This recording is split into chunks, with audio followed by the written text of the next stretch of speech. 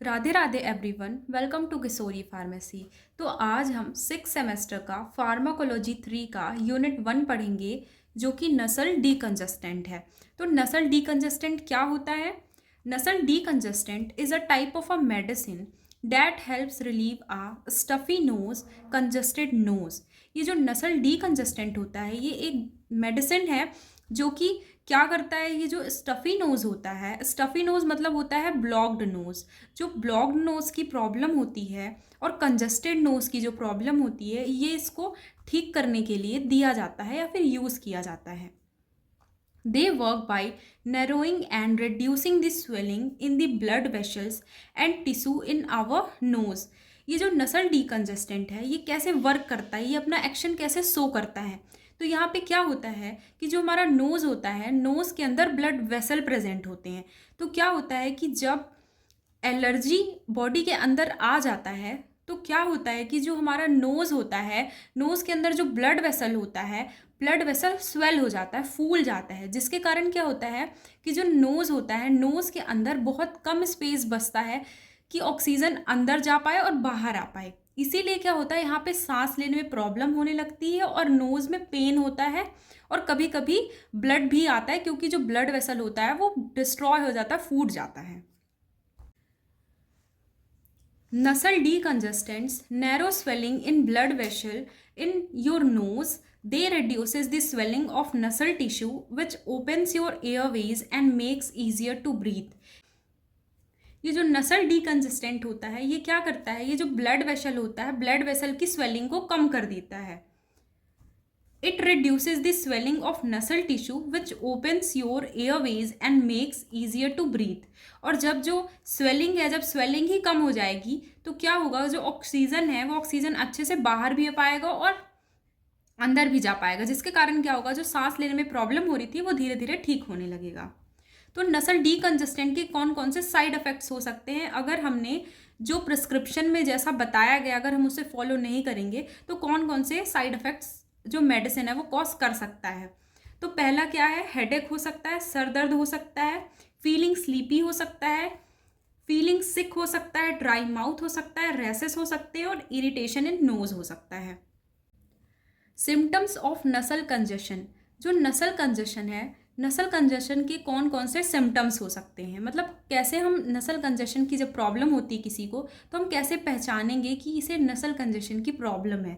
तो पहला है फ्लू। फ्लू मतलब होता है वायरल इन्फेक्शन, जैसे कि सर्दी हो गई और ब्लॉक्ड नोज हो गए।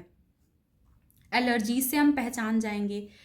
हे फीवर से पहचाना जाता है। हे फीवर एक एलर्जिक रिस्पॉन्सेस को कहा जाता है, जैसे कि इचिंग होगा या फिर नोज में इरिटेशन होगा। इससे हम पहचान जाएंगे कि जो नसल कंजेशन की उस पेशेंट को प्रॉब्लम हो चुकी है। ईयर पेन होगा, कान में दर्द होगा, डिफिकल्टी इन ब्रीदिंग होगा, सांस लेने में प्रॉब्लम होगी। तो अब हम पढ़ेंगे mechanism of action of nasal decongestant.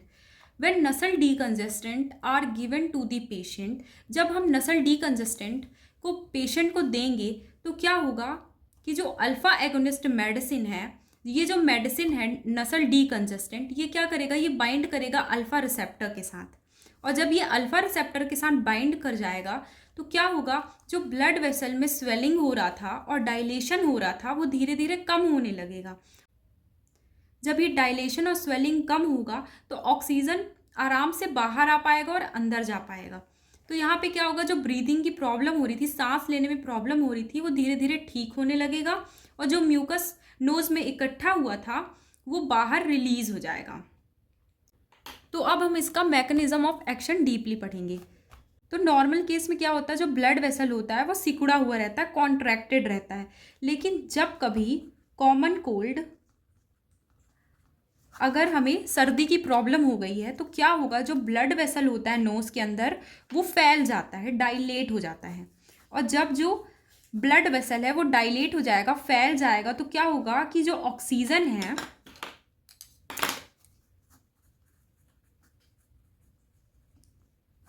जो ऑक्सीजन है वो अच्छे से बॉडी के अंदर नहीं आ पाएगा, जिसके कारण क्या होगा, सांस लेने में प्रॉब्लम होने लगेगी।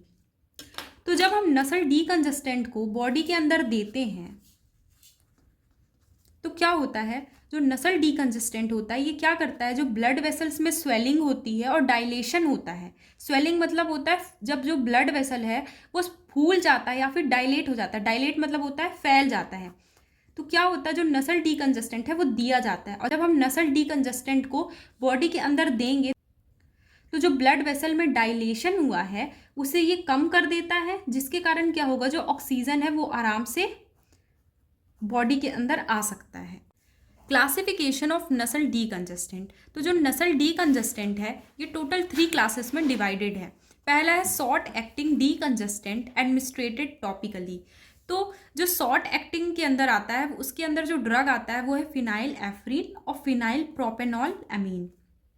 फिर आता है long acting decongestant administrated orally. तो जो इसके अंदर ड्रग आता है वो आता है सूडो एफिड्राइन, नेफाजोलिन और एफिड्राइन। फिर आता है लॉन्ग एक्टिंग डीकंजेस्टेंट एडमिनिस्ट्रेटेड ट्रॉपिकली। तो जो इसके अंदर ड्रग आता है वो आता है ऑक्सीमेथाजोलिन और जाइलोमेथाजोलाइन। तो अब हम 1 बाय 1 सारे ड्रग्स को कवर करेंगे। तो पहला आता है short acting decongestant administrated topically.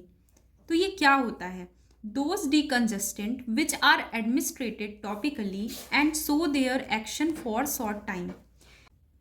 ये एक ऐसा मेडिकेशन है जो कि बॉडी के बाहर यूज़ किया जाता है, मतलब अपनी बॉडी के स्किन के ऊपर यूज़ किया जाता है, और ये अपना एक्शन कुछ ही टाइम के लिए दिखाता है। टॉपिकली मतलब होता है a medication that is used on the outside of the body, जो कि बॉडी के बाहर लगाया जाता है, जैसे कि स्किन हो गया। तो जो शॉर्ट एक्टिंग डीकंजेस्टेंट है उसके अंदर जो ड्रग आता है वो आता है phenylephrine. Phenylephrine is a medication used in many cough and cold medicines. ये जो फिनाइल एफ्रीन है ये एक ऐसा मेडिकेशन है जो कि यूज़ किया जाता है कफ के और कोल्ड के प्रॉब्लम्स को ठीक करने के लिए। तो इसका जो ब्रांड नेम है वो है Sudafed phenylephrine. Phenylephrine are used for short term relief. ये जो फिनाइल एफ्रीन है ये कुछ टाइम के लिए रिलीफ देता है। Way to use this medication.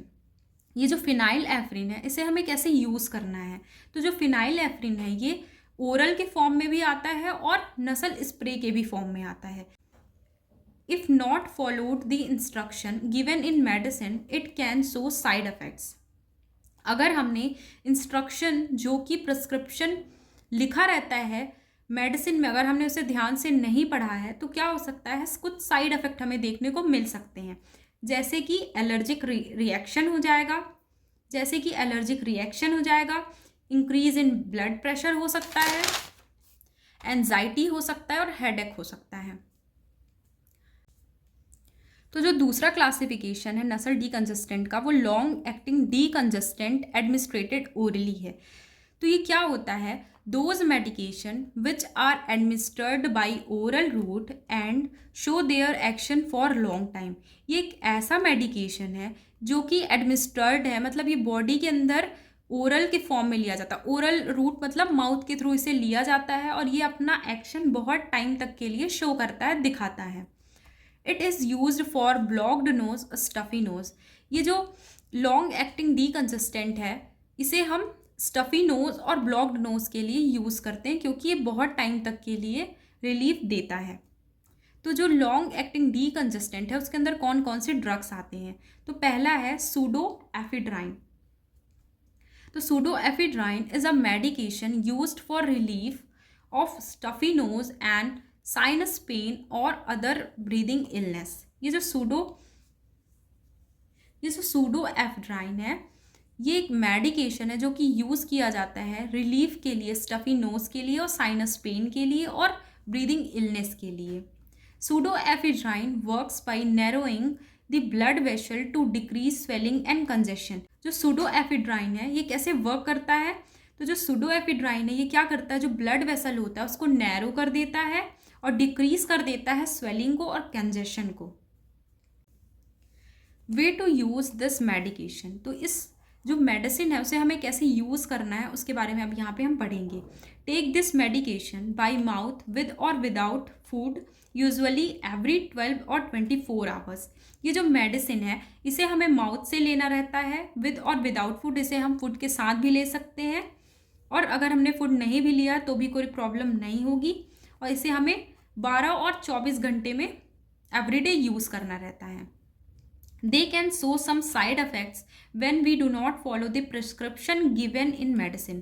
अगर हमने प्रिस्क्रिप्शन जो लिखा हुआ है मेडिसिन के ऊपर, अगर हमने उसे अच्छे से नहीं पढ़ा तो ये अपना कुछ कुछ साइड इफेक्ट शो कर सकता है, जैसे एंजाइटी हो सकती है, हेडेक हो सकता है, इचिंग हो सकता है, स्लीपनेस हो सकता है।